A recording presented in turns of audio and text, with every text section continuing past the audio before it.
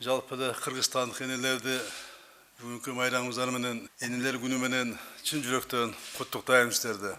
Бул эми өзгөчө майрам бала үчүн чынында бул дүйнөдө энеден ыйык түшүнүк жок. Эң жакын адамы дагы, эң касиеттүү адамы дагы бул эне.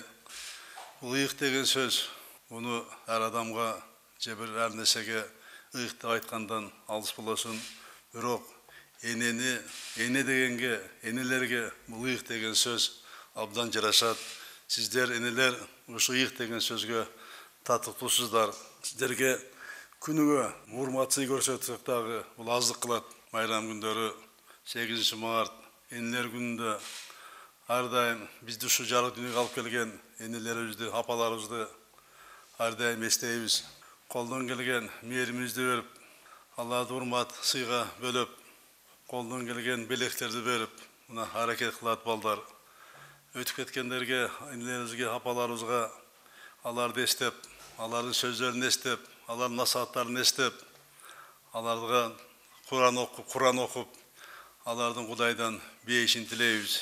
Биз бул дүйнөнү ушул келгенде апаларыбыздын бешигири менен бул дүйнөнү тааныганбыз. Апанын тарбиясы бул өзгөчө тарбия. Баланы тарбиялоо бул мамлекетке абдан чоң салым кошкон, абдан чоң эмгек. Мамлекеттин өнүгүшүнө ошол балдардын тарбиясы кандай болсо, ошол тарбия абдан чоң таасир берет. Библиядан алган бул тарбия эненин тарбиясы. Мына мен 60-ка келип калдым. Кайсы жашта болбо, кыйналганда биринчи оозуңа апаң келет, Кудай келет, апаң келет. Анан биздин пайгамбарыбыз айткан сөзү бар, бейиш эненин таманында деп. Анан пайгамбарыбызга суроо берген экен, бул дүйнөдө мен кимге карызмын деп. Бул дүйнөдө эң чоң карыз бул энеңдин сүтү, сен энеңдин карызсың деген экен. Анан мен бул карызды кандай актайм, кандай кутулам? Десе айткан экен, сен адам бол, адам бол, адам бол деп. Бунда Чыңгыз Соолоков айтылмат, биз улуу жазуучубуз, биздин агабыз. Ал кишинин сөзү бар, билесиздер, бул дүйнөдө эң кыйын бул күнүк адам болуу деген. Мына сиздер ошол адамды мына тарбиялап, бул дүйнөгө жаратып, мына ушундай чоң салып кошуп келатасыздар. Эненин атанын тилегени, айрыкча эненики, ушу балам имандуу болсо экен, ата энесине кайрымдуу болсо экен, тууган уруна кызмат кылса экен, эл журтка кызмат кылса экен, мекенге кызмат кылса экен деген мында тилек кыласыздар. Мына ошондой балдарды өсүрүп келатасыздар.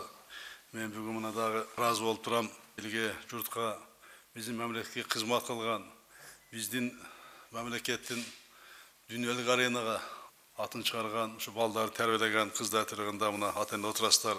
Өз салымдарын кошуп атышат. Ал дыйкан болобу, фермер болобу, же соода саттыкта жүргөн бизнесмен болобу, кайерде иштебесин, баардыгы тең өз салымын кошуп, мамлекетке кызмат кылып келатат. Мына ушундай балдарды тарбиялап, ушу мамлекетке элге кызмат кылдырып аткан сиздерге мен өз атымдан чын ыраазычылык билдирем.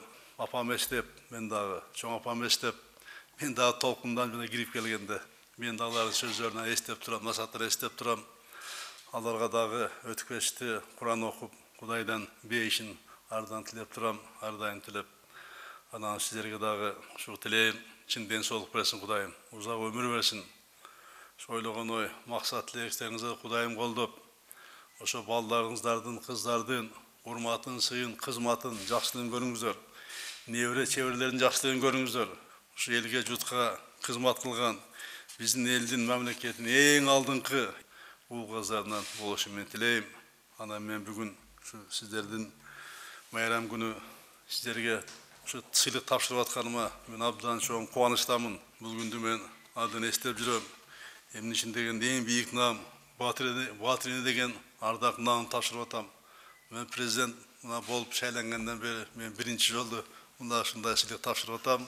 Ушу сыйлыгыңар кут болсун, сиздер Кудайым колдосун. Кудайым колдосун.